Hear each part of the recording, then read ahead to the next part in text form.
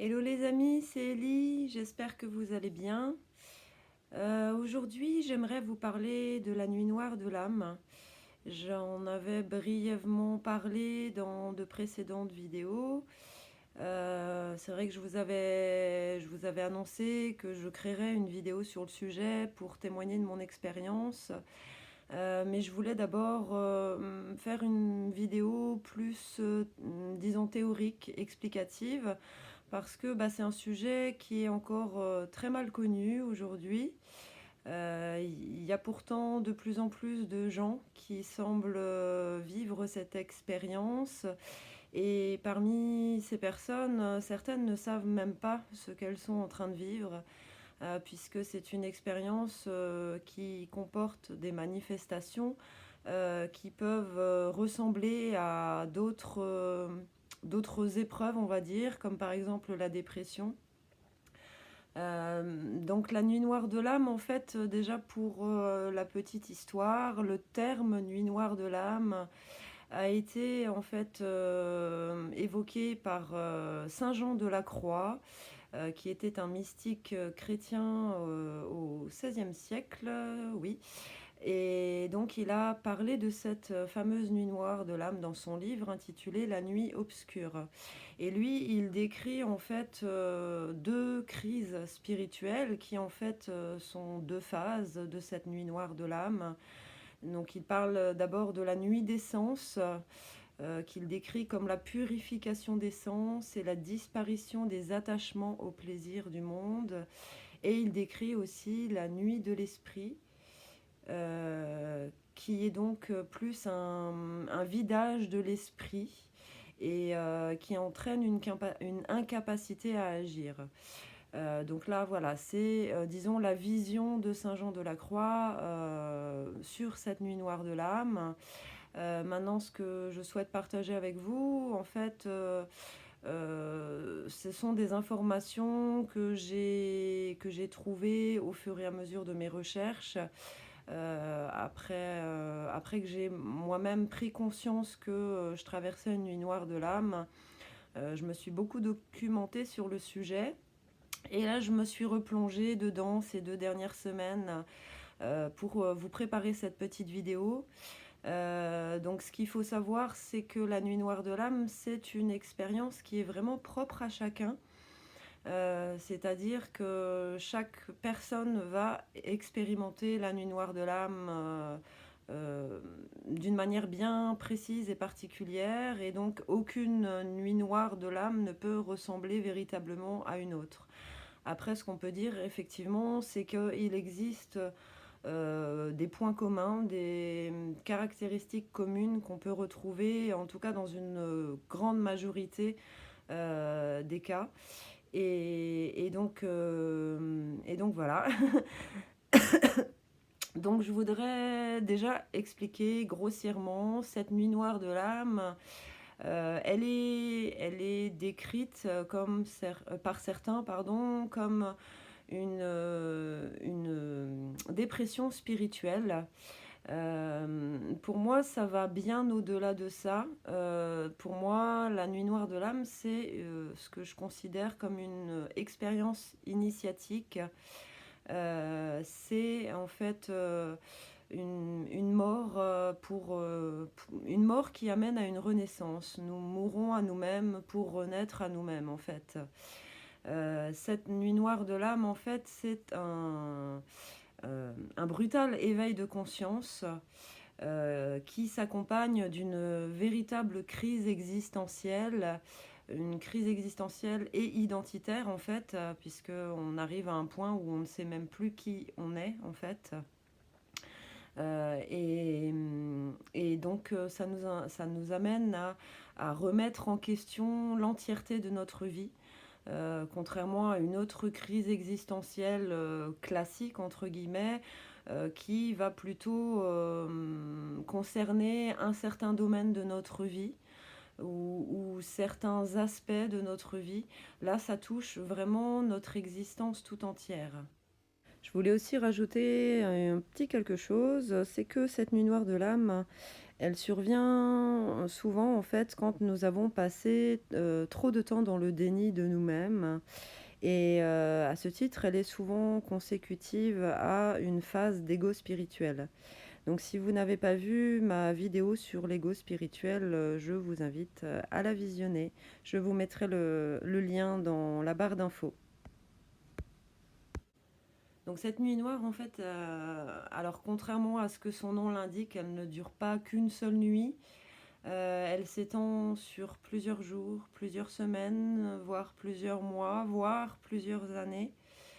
Et elle se déroule généralement en deux phases qui, la plupart du temps, sont bien distinctes, mais parfois elles se chevauchent, dirons-nous.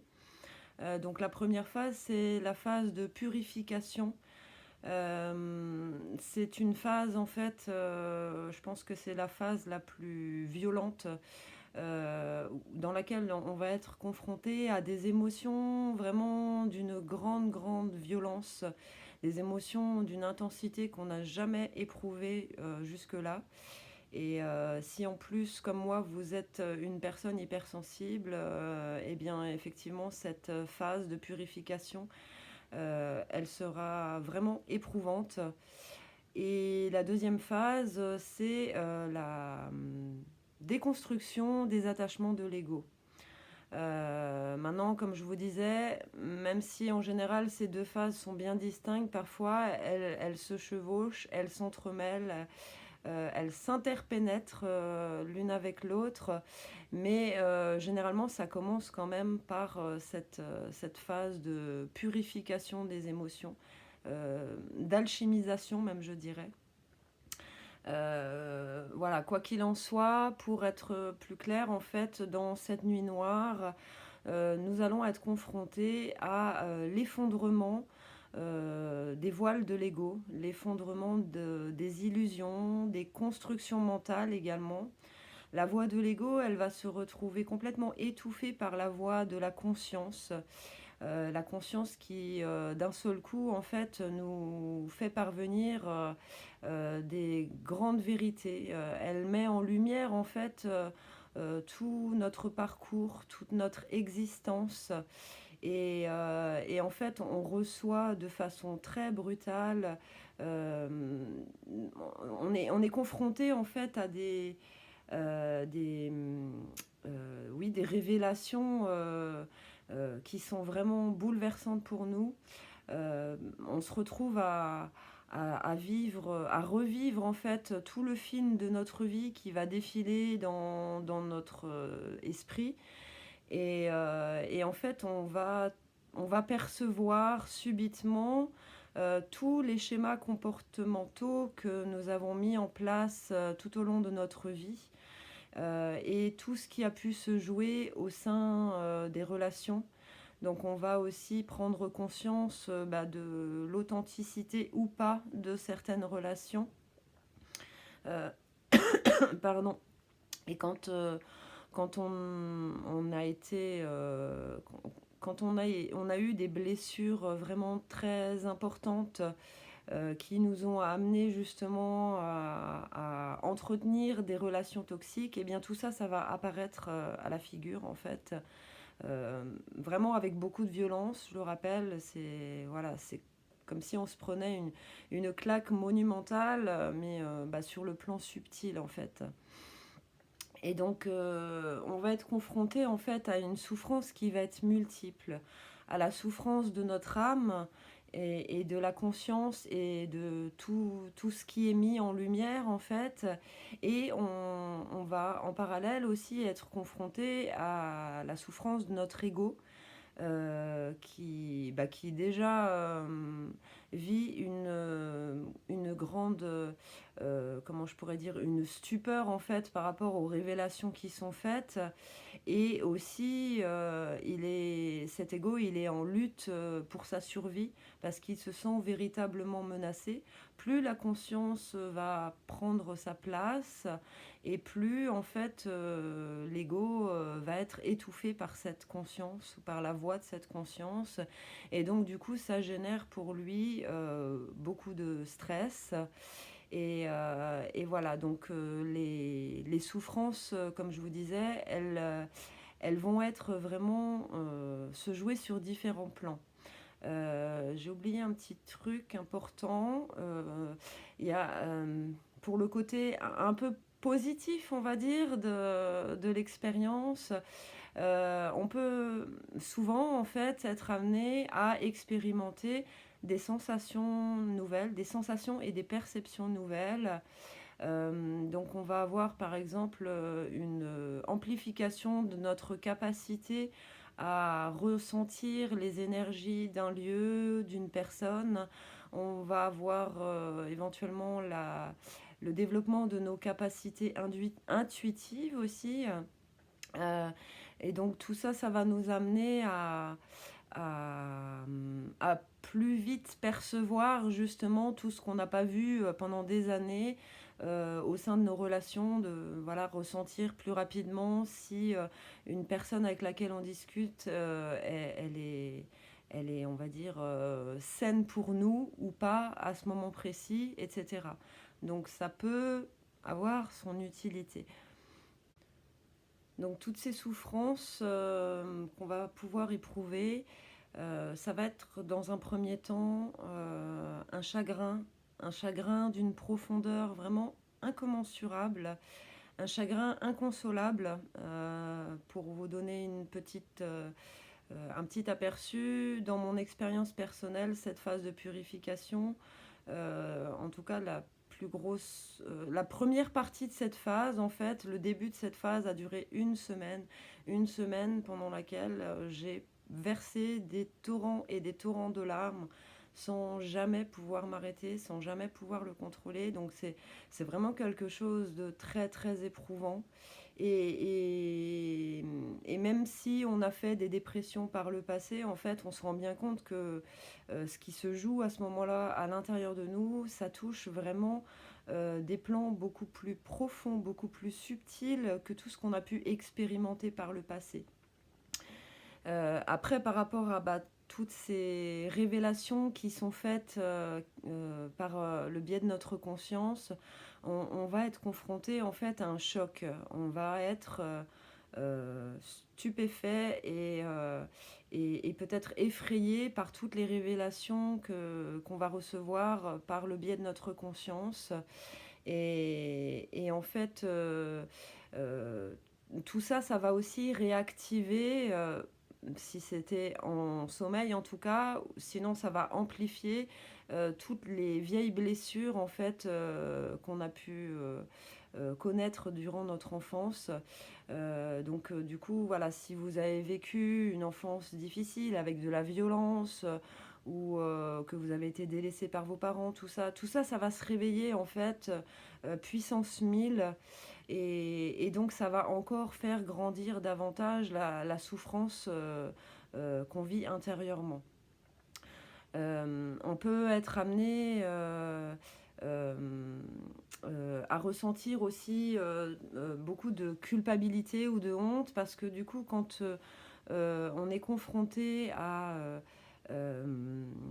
ces révélations autour de nos schémas comportementaux, qu'on prend conscience en fait du nombre de relations fausses qu'on a pu entretenir et de relations parfois même très toxiques. En fait, on peut être amené, oui, à culpabiliser de ne pas avoir fait les bons choix. On peut se sentir honteux de ne pas avoir vu clair, de s'être laissé entraîner à faire certaines choses malgré nous, etc., etc. Donc c'est quelque chose qui est vraiment, vraiment, intense. Vous voyez, j'ai du mal à trouver les mots exacts parce que c'est une expérience tellement unique en fait à vivre et tellement subtile. Voilà, c'est vrai que j'essaye de trouver les mots justes pour exprimer tout ça, mais il n'y a pas de mots assez forts pour décrire véritablement les ressentis qui se passent à l'intérieur de nous au cours de cette nuit noire. Quand on vit toutes ces révélations, en fait, ce qui arrive très souvent, c'est qu'on a cette impression en fait que toute notre vie n'est qu'un mensonge, qu'elle est une illusion en fait, et on n'arrive plus à trouver sa place.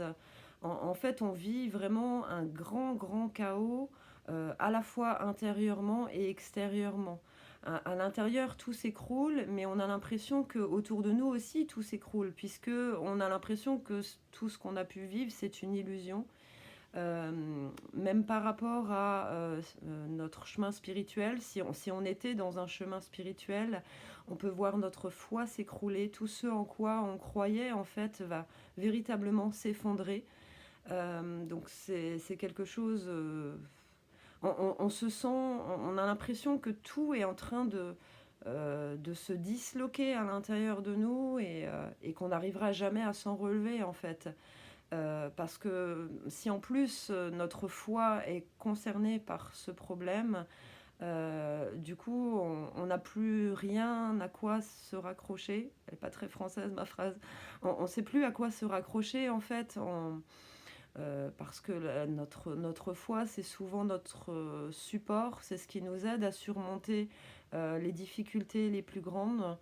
Et en fait, quand celle-ci, elle s'effondre, on n'a vraiment plus rien du tout pour se raccrocher. Donc c'est vraiment, c'est quelque chose qui peut être effrayant. Et voilà, et du coup, on est dans un état où on a la réalité tout entière est devenue complètement insupportable en fait. Euh, En fait, je pense que l'intensité de l'expérience, elle va être proportionnelle à toutes les fausses croyances qu'on a pu engendrer, et et l'ampleur en fait de nos schémas comportementaux dysfonctionnels. Parce que plus on s'est égaré sur notre chemin, plus on a alimenté des comportements dysfonctionnels, et plus en fait la chute elle va être grande et vertigineuse en fait, hein. Et donc plus la souffrance sera aussi grande. Et donc on se retrouve vraiment, on est confronté à une perte profonde du sens de la vie, de nos croyances, de nos valeurs, voilà, de tout ce qui a fait, de tout ce qui a contribué à notre construction intérieure finalement. Et tout ça, en fait, c'est en train de se casser la gueule, et on a vraiment l'impression de mourir à petit feu. Enfin, moi, c'est vraiment ce que j'ai ressenti, quoi. C'est vraiment une mort intérieure. Euh, on a l'impression de régresser spirituellement aussi, parce que, comme je vous disais, notre foi est attaquée, si nos croyances profondes sont touchées à ce moment-là, on a l'impression que tout ce qu'on a appris au niveau de la spiritualité, tout ce qu'on a intégré, que tout ça c'est du vent. Et en fait, du coup, oui, c'est un sentiment de régression quelque part, parce que on se rend compte qu'on s'est complètement égaré. Et après, même si on essaye de se rebâtir une spiritualité, de se reconnecter à notre foi, etc., c'est très très difficile. On y va par étapes, et en fait on recule et on avance et on recule encore, on avance d'un pas, on recule de deux, parce que du coup on remet sans arrêt tout en question. Et chaque fois qu'on essaye de nouveau de se réapproprier, par exemple, un précepte spirituel ou une pratique, etc., du coup, on remet toujours en question, on remet toujours en doute, on ne sait plus vraiment ce qui est bon pour nous. On a du mal à identifier nos besoins, on a du mal à poser des actes concrets. En fait, c'est un peu ce qui se rapproche de la dépression aussi, c'est que on est dans une incapacité d'agir, on aurait envie de se faire du bien, mais on ne sait plus ce qui pourrait nous faire du bien, donc du coup on reste dans un certain immobilisme quelque part, et on se retrouve confronté à un moment quand alors, je vous parlais du chagrin, de la culpabilité, de la honte. Il y a... euh, quand tout ce flot d'émotions, en fait, va s'apaiser, que les crises de l'âme vont s'arrêter petit à petit, etc. Là, on va être confronté, en fait, à un sentiment de vide vraiment incommensurable. Euh, on n'est pas bien, mais en même temps, on n'est plus dans cet état de gros chagrin et tout ça, donc on a l'impression d'aller mieux et en même temps, on n'arrive pas vraiment à le ressentir parce que ce vide, il occupe tellement, tellement de place en nous. Et en fait, c'est au cours de cette deuxième phase, justement, que ce vide, il est là pour qu'on puisse le remplir, mais ça prend du temps, en fait.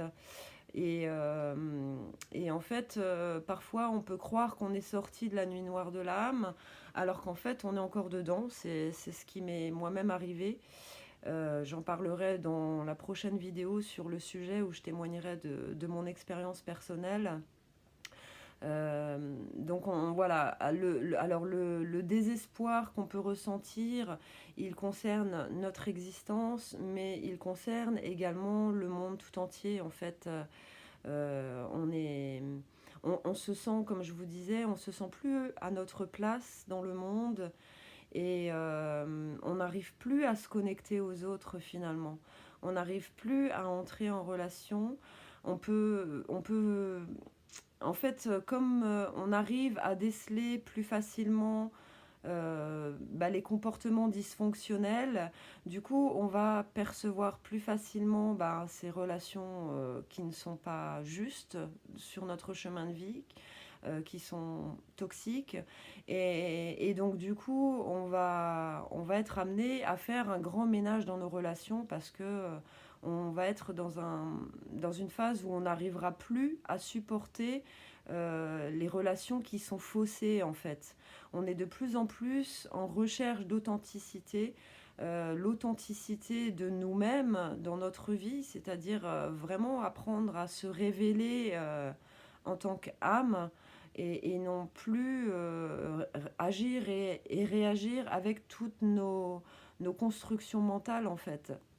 Donc on va faire le ménage dans nos relations, mais on va aussi être confronté à des explosions relationnelles qu'on, comment je pourrais dire, sur lesquelles on n'a aucun contrôle finalement, parce que on est dans une période de transition tellement importante que naturellement en fait certaines relations ne pourront plus exister et à côté de ça, il y a aussi le fait que les gens ne nous reconnaissent plus parce que voilà, on vit quelque chose de tellement intense et c'est tout notre être intérieur qui est en train de se transformer, de se transmuter, oui, comme je vous disais, c'est une renaissance intérieure. Donc les gens qui nous ont connus avec un certain esprit, un certain état d'esprit et qui voient qu'on n'a plus cet état d'esprit, ils vont plus se sentir peut-être à l'aise en fait avec nous et donc du coup ils partiront d'eux-mêmes. Et parfois, en fait, on peut justement... autant il y a des fois, enfin, il y a certaines relations où pour nous, c'est OK de laisser partir les personnes parce qu'on sent que quelque chose n'est plus juste dans cette relation. Et autant, parfois, on peut être amené, du coup, à vivre ces explosions relationnelles avec des personnes avec lesquelles on se sentait vraiment profondément connecté, des personnes parfois qu'on connaissait depuis des années et des années. Et donc là, en fait, on se retrouve à vivre le deuil de ces relations qu'on pensait éternelles, en fait. Hein. Voilà, donc c'est encore une souffrance supplémentaire qui vient s'ajouter à ça. Et on a, alors, on a, comme je vous disais, on se détache des gens, mais on se détache aussi des activités quotidiennes. On se désintéresse des activités quotidiennes, même de celles qui peuvent nous apporter du plaisir, du bien-être, etc. On n'a vraiment plus goût à rien. Et, et en fait, on a une difficulté aussi à, je vous avais dit, à identifier nos besoins et du coup à prendre des décisions. Et tout ça, c'est ce qui fait qu'on a du mal à sortir notre immobilisme quelque part. En fait, ah oui, j'ai oublié, on n'arrive pas donc à prendre de décisions et on a une incapacité à se projeter dans le futur, puisque pour nous, plus rien n'a de sens. C'est impossible en fait de nous projeter, de concevoir ce qu'on pourra être dans une semaine ou un an ou 10 ans, etc. Et de toute façon, on n'a plus goût à rien en fait. On se sent tellement mourir de l'intérieur qu'on peut même avoir envie de mourir physiquement parlant en fait. On n'a plus vraiment plus goût à rien. Et les gens en fait autour de nous souvent ne comprennent pas ce qui nous arrive. Certains pensent que c'est une dépression. Ça en a, comme dit, beaucoup de caractéristiques communes. Euh, et c'est bien connu que ben, les gens en dépression, souvent, ils font fuir les autres hein, malgré eux. Et donc avec la nuit noire de l'âme, c'est pareil aussi, quoi. En fait, on est en total décalage entre l'ancien moi qui est en train de se disloquer et de disparaître et le nouveau moi qui est en train de renaître. Et en fait, autant au début de cette nuit noire, il y a tout qui s'effondre, mais ça prend beaucoup de temps. On est vraiment juste dans l'effondrement, la déconstruction, l'explosion, enfin c'est vraiment tout se désagrège, se désintègre à l'intérieur de nous. Et il y a un moment où en fait on va être entre ces deux phases dont je vous ai parlé et où ça va continuer de se désagréger, de se déconstruire. Et en parallèle, on va commencer en fait à se reconstruire, à renaître à nous-mêmes. Donc ces deux phases, en fait, elles vont s'enchevêtrer, en fait, survenir en même temps. Et donc du coup, tant que tout ne sera pas véritablement effondré à l'intérieur de nous, on ne pourra pas vivre pleinement cette renaissance. Et c'est du coup cette phase-là, en fait, qui fait que cette nuit noire va durer plus ou moins longtemps, quoi. Et en fait, je pense que la sortie de cette nuit noire de l'âme, elle va survenir en fait en fonction de notre capacité à lâcher en fait tous les conditionnements qu'on a mis en place et euh, à surmonter en fait nos peurs en posant des actes concrets pour changer en fait tout ce qui est nécessaire à notre croissance en fait et notre évolution. Euh, et en fait, voilà, c'est ça que je voulais dire, c'est que ce décalage entre l'ancien moi et le nouveau moi, c'est ça qui cause véritablement en fait la crise identitaire qu'on va aussi éprouver. Parce que du coup, comme tout ce qu'on a vécu avant nous paraît être un mensonge, du coup on ne sait plus qui on est, et donc et en même temps, bah, y a ce nouveau moi qui arrive et qu'on ne connaît pas, qui peut aussi nous faire peur. Et donc du coup, on ne se retrouve pas forcément dans ce nouveau moi non plus, même si sur le plan de la conscience, on sait que c'est juste, c'est ce nouveau moi qui est nous-mêmes en fait. On est vraiment pleinement en train de se révéler et de se réveiller en fait. Et en fait, voilà, le décalage, il est tellement énorme que c'est très très difficile en fait de vivre ça sereinement au final, quoi. Et on peut être confronté à des pensées obsessionnelles et en fait ça peut même aller jusqu'à une impression de tomber dans la folie. Alors ça peut être juste une impression, mais ça peut être aussi frôler même les portes de la folie et même plus loin encore. Je me souviens que j'avais lu un témoignage d'une personne qui disait que pendant sa nuit noire, il y avait des moments où d'un seul coup, elle se mettait sur son lit, elle se mettait à manger ses couvertures, quoi. Donc ça peut aller très loin dans ces crises de folie, si on peut appeler ça comme ça. Moi, j'ai pas été jusque-là. Moi, c'est vraiment surtout le plan émotionnel et mental qui a été atteint. Bon, la folie, c'est aussi mental, vous me direz. Mais voilà, pour vous dire que bah, chaque expérience est vraiment individuelle en fait, hein, et propre à chaque personne.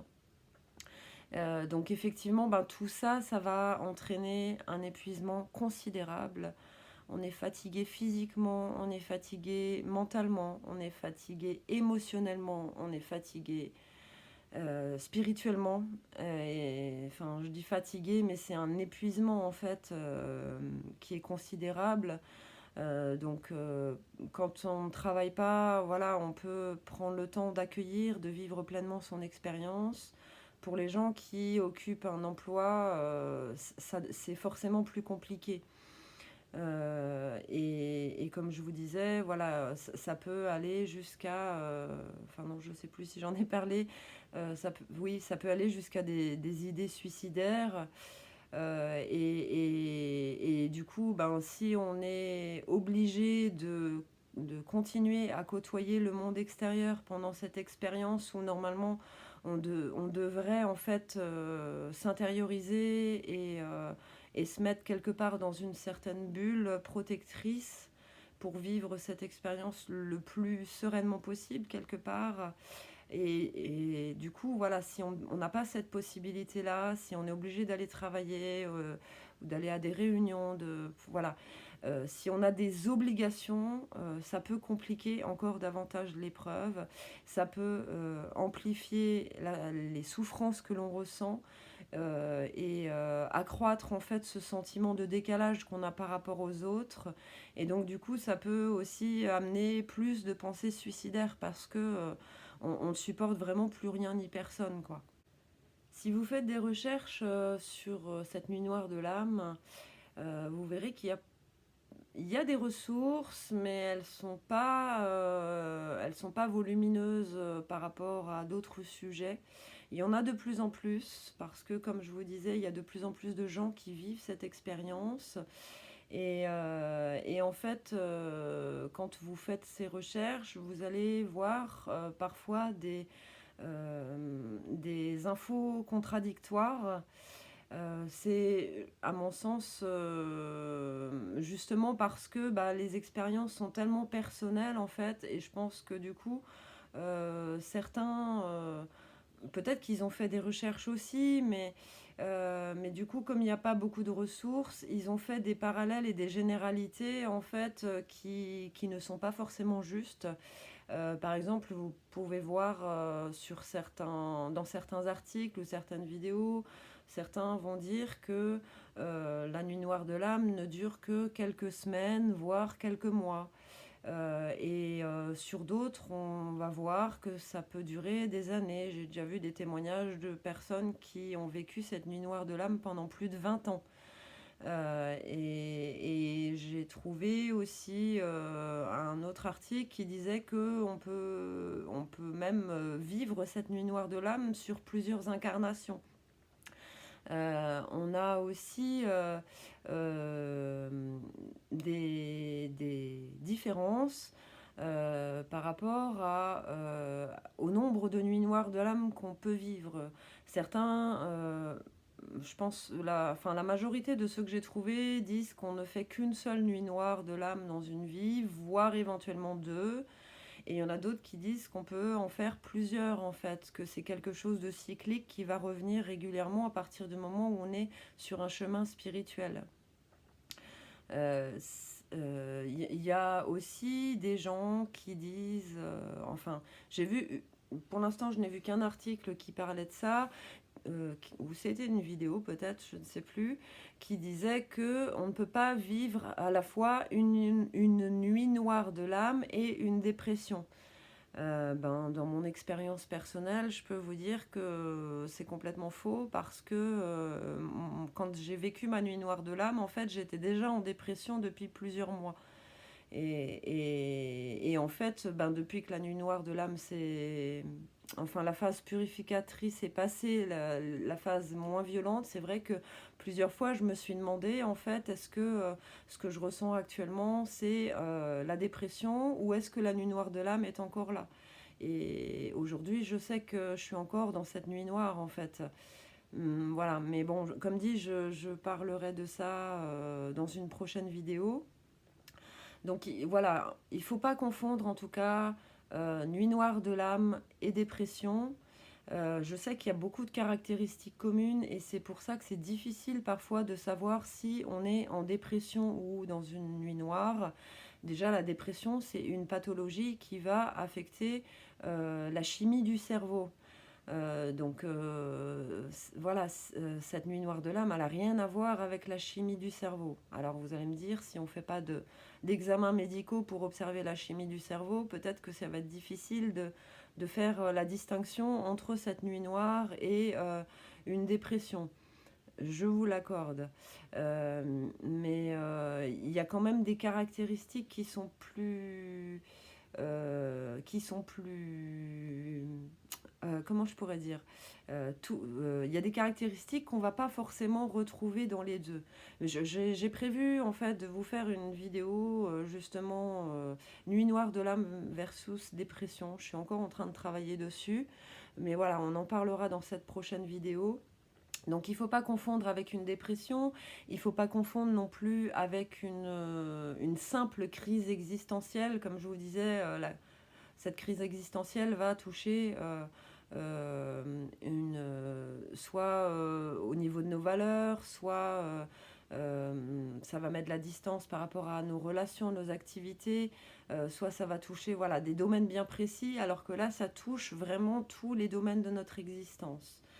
Et un autre sujet avec lequel il ne faut pas confondre la nuit noire de l'âme, c'est le burn-out spirituel qui va survenir en fait quand on s'est beaucoup trop dispersé sur notre chemin spirituel et que notre soif de connaissance et de croissance spirituelle nous a amené en fait à nous faire une véritable orgie de livres sur le sujet, de conférences, de stages, de vidéos, etc., etc. Et à un moment, on va arriver en fait à une saturation. On va arriver à saturation en fait, et donc on va se retrouver aussi épuisé. Par contre, ce qu'il faut savoir, c'est que ce burn-out spirituel peut survenir au cours de la nuit noire de l'âme, quand dans nos tentatives désespérées de trouver une solution pour sortir de cette nuit noire de l'âme, on peut se jeter à corps perdu justement dans toutes ces pratiques, dans toutes ces informations, et du coup vivre ce burn-out spirituel. Alors pour finir cette vidéo sur la nuit noire de l'âme, je voudrais partager avec vous quelques citations en fait sur le sujet et que je trouvais voilà, sympa de vous partager. Donc les deux premières, ça va être des citations de Saint Jean de la Croix, donc, qui a parlé de la nuit noire de l'âme pour la première fois. Voilà ce qu'il dit. Plus les choses divines sont en soi claires et manifestes, plus elles sont naturellement obscures et cachées à l'âme. Il en est ici comme de la lumière naturelle. Plus elle est claire, plus elle éblouit et obscurcit la pupille du hibou. Plus on veut fixer le soleil en face, et plus on éblouit la puissance visuelle et on la prive de lumière.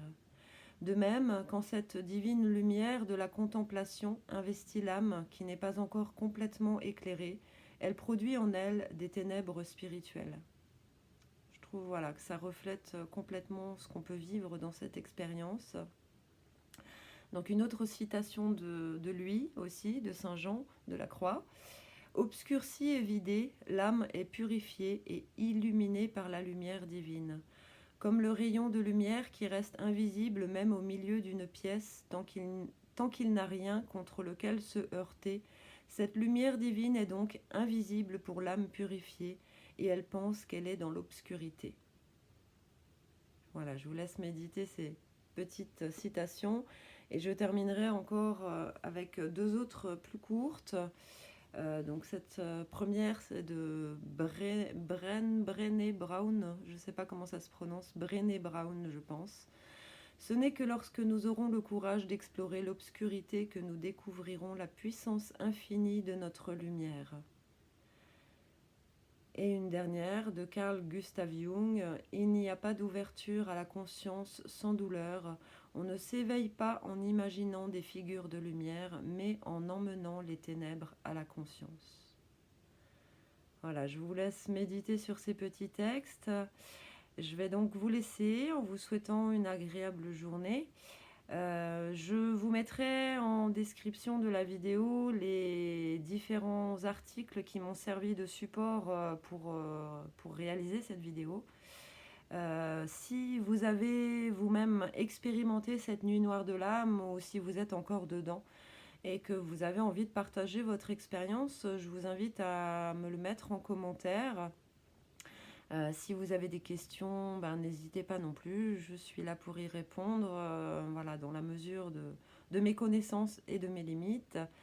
En tout cas, voilà, je vous remercie infiniment de m'avoir écouté, je remercie tous les gens qui me suivent. Si cette vidéo vous a intéressé, je vous invite à mettre votre petit pouce vers le haut, à la partager autour de vous éventuellement. N'hésitez pas à vous abonner à ma chaîne et éventuellement à activer la petite cloche pour être informé des prochaines vidéos qui seront mises en ligne. Je vous souhaite une très belle journée. Je vous dis à très bientôt et prenez bien soin de vous. Je vous embrasse. Bye bye.